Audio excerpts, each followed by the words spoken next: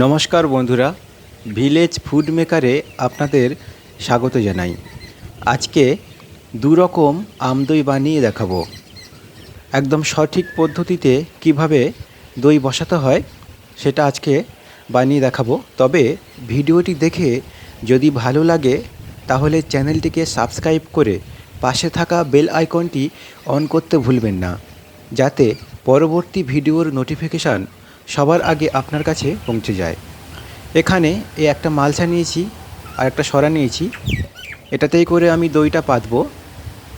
দুটো বড় সাইজের আমের পাল্প আমি মিক্সারে খুব ভালো করে পেস্ট বানিয়ে নিয়েছি।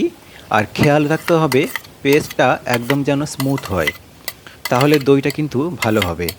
এখন এই মালসার মধ্যে আমি এটা নিয়ে নিচ্ছি। এবার এর মধ্যে দিয়ে দেব টক দই। এটা পরিমাণে 100 গ্রাম আছে, তবে এটা একটু জলা ভাব, সেই জন্য 100 গ্রাম দিতে লাগছে। তবে এটা যদি জল ঝরানো হয় তাহলে 50 গ্রাম দিলে হবে। আমের সঙ্গে টক দইটা খুব ভালো করে মিশিয়ে নেব। এখানে বলে রাখি, টক দইয়ের মধ্যে যে জলা ভাবটা রয়েছে এটা না ছেঁকে নিলেও হবে, এমনিতেই দইটা বসবে, তো এই নিয়ে টেনশন করার দরকার নেই। খুব ভালো করে টক দই আর আম মিশিয়ে নিয়েছি। এবার এই মিশ্রণ থেকে কিছুটা এই সরার মধ্যেও তুলে নেব। এখন দুধটা জাল করে নেব। এটা ওজনে প্রায় 1.5 কেজি দুধ রয়েছে, আর এটা আমি ফুটিয়ে প্রায় 1 কেজি 200 গ্রামের মতো করে নেব। তবে দুধে যদি জল মেশানো থাকে তাহলে সেটা আরও বেশি একটু ফুটিয়ে নিতে হবে। আমার এই দুধটাতে কোনো জল নেই, সেই জন্য আমি এটা 1 কেজি 200 গ্রামের মতো রেখে ফুটিয়ে নেব। দুধ ফুটে ওঠা আগে পর্যন্ত এইভাবে হাতা দিয়ে তলা পর্যন্ত চালাতে হবে, না হলে কিন্তু তলায় বসে যেতে পারে।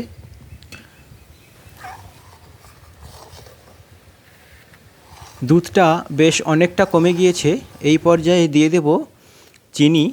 তবে চিনিটা যে যেমন পছন্দ করেন সে সেই রকম চিনি দেবেন। আমি এখানে 2 বাটি চিনি দিচ্ছি। আমার পছন্দ মতো মিষ্টি আমি দিচ্ছি, তবে আপনারা আপনাদের পছন্দ মতো মিষ্টি দিতে পারবেন। এবার চিনিটা গলে আসা পর্যন্ত অপেক্ষা করব। চিনিটা গলে গেলে দুধটা নামিয়ে নেব, কারণ এটা অনেকটা কমে গিয়েছে। যে পরিমাণ কমার আমি চাইছিলাম সেই পরিমাণ এটা কমে গিয়েছে। চিনিটা গলে গেলে দুধটা নামিয়ে নিয়েছি। আর দেখুন, দুধের কালার কিন্তু অনেকটাই চেঞ্জ হয়ে গিয়েছে, একটু হলদেটে ভাব এসেছে। এবার এইভাবে হাতা দিয়ে দিয়ে দুধটাকে আমি ঠান্ডা করে নেব, যেমনটা ঠান্ডা আমার প্রয়োজন। আর দই বসানোর জন্য সবথেকে গুরুত্বপূর্ণ স্টেপ হচ্ছে এই দুধটা কতটা পরিমাণ ঠান্ডা করতে হবে। খুব বেশি গরম দুধে টক দই দিয়ে দিলে সেটা কিন্তু ভালো হবে না, দুধ কেটে যাবে। দুধের মধ্যে এইভাবে আঙুল চুবিয়ে 20 পর্যন্ত গুনবেন। গোনার পর যদি মনে হয় আঙুলটায় বেশি গরম লাগছে আর রাখা যাচ্ছে না, তাহলে টক দই তখন দেবেন না। আঙুলটা রাখার পর যদি মনে হয় 20 মিনিট গোনার পর যদি মনে হয় যে গরম লাগছে না, বেশ একটা আরাম আরাম লাগছে, তখন কিন্তু টক দই আর আমের মিশ্রণটা দেবেন, তাহলে দুধ আর কাটবে না।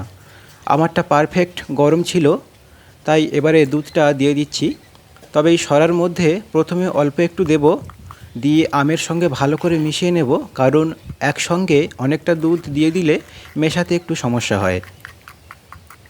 মেশানোর পর বাকি দুধটুকুও দিয়ে দেব, যতটা এই সরার মধ্যে আসে। দইয়ের মধ্যে আমের ফ্লেভারটা অল্প অল্প আসলে আমার সেটা খেতে ভালো লাগে, তাই এখানে আমি দুধের পরিমাণটা একটু বেশি দিয়েছি। তবে আপনারা যদি একদম আমের ফ্লেভার চান তাহলে সেই রেসিপিটিও দেখিয়েছি এই ভিডিওর মধ্যে, অপেক্ষা করুন, সেটা আমি দেখাবো। ভালোভাবে একটু মিশিয়ে নেব এইভাবে। এবার একটা ঢাকনা দিয়ে ঢেকে বেড কভার কিংবা কোনো মোটা কিছু ঢাকা দিয়ে এটা গরম জায়গায় রাখতে হবে। তারপর 7 থেকে 8 ঘন্টা পর বের করে দেখবেন দইটা জমে গিয়েছে।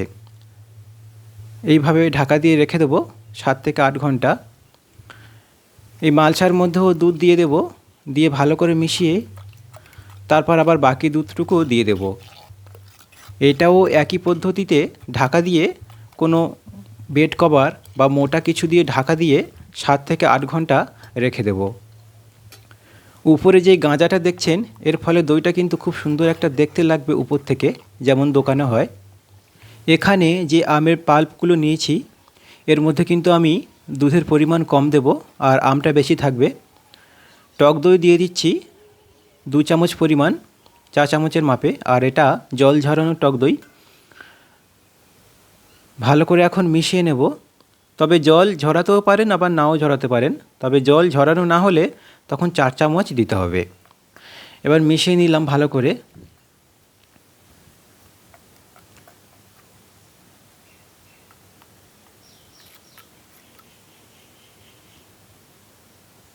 মেশানোর পর অল্প অল্প দুধ দিয়ে আমের সঙ্গে মিশিয়ে নেব ভালো করে আগে, তারপর বাকি দুধটুকু দেব। খেয়াল রাখতে হবে আম আর দুধ মেশানোর পর খুব বেশি কিন্তু আর নাড়াচাড়া করবেন না। যে জায়গায় দইটা বসাবেন সেখানে খুব সাবধানে রেখে দেবেন আর হাত দেবেন না, তাহলে কিন্তু দই আর বসবে না। মেশানোর পর বাকি দুধগুলোও দিয়ে দেব।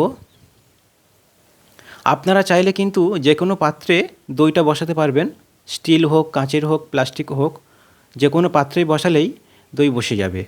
তবে মাটির পাত্রে বসালে দইটা খুব ভালো বসে। চেষ্টা করবেন মাটির পাত্র নেবার। দেখুন এই মিশ্রণটা কিন্তু অনেকটা ঘন হয়েছে, কারণ আমের পাল্প এর মধ্যে অনেকটা বেশি রয়েছে। এই একইভাবে মিশিয়ে ঢাকনা দিয়ে ঢাকা দিয়ে রেখে দেবো 7 থেকে 8 ঘন্টা। ফিরে আসছি 7 থেকে 8 ঘন্টা পর। দেখুন 8 ঘন্টা পর আমি দইটা বের করে ফ্রিজে 2 ঘন্টা রেখে দিয়েছিলাম, আর দইটা সম্পূর্ণ বসে গিয়েছে। এটা কিন্তু আমের পরিমাণ বেশি ছিল যে দইটাতে, সেই দইটা। বাকি দইগুলোও দেখাবো। আমি এর মধ্যে কোনো কালার ইউজ করিনি, সেই জন্য এর কালারটা কিন্তু একদম হলুদ কালার আসেনি। তবে বাড়ির জন্য যখন বানাবেন তখন কালার ইউজ করার দরকার নেই। এখন দইটা আমি কেটে দেখাবো এটা কেমন হলো।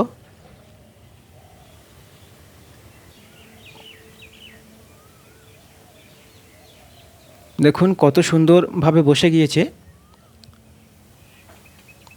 খেতেও কিন্তু এটা অসাধারণ লাগে। আপনারা বাড়িতে অবশ্যই ট্রাই করুন। আমি যেভাবে বানিয়েছি বা যেভাবে বলে দিয়েছি সেইভাবে বানালে অবশ্যই দইটা বসে যাবে। এদিকে যে মালসায় আর এই সরাটায় দিয়েছিলাম সেই দইটা এখানে রয়েছে, এটাও খুব সুন্দরভাবে বসে গিয়েছে।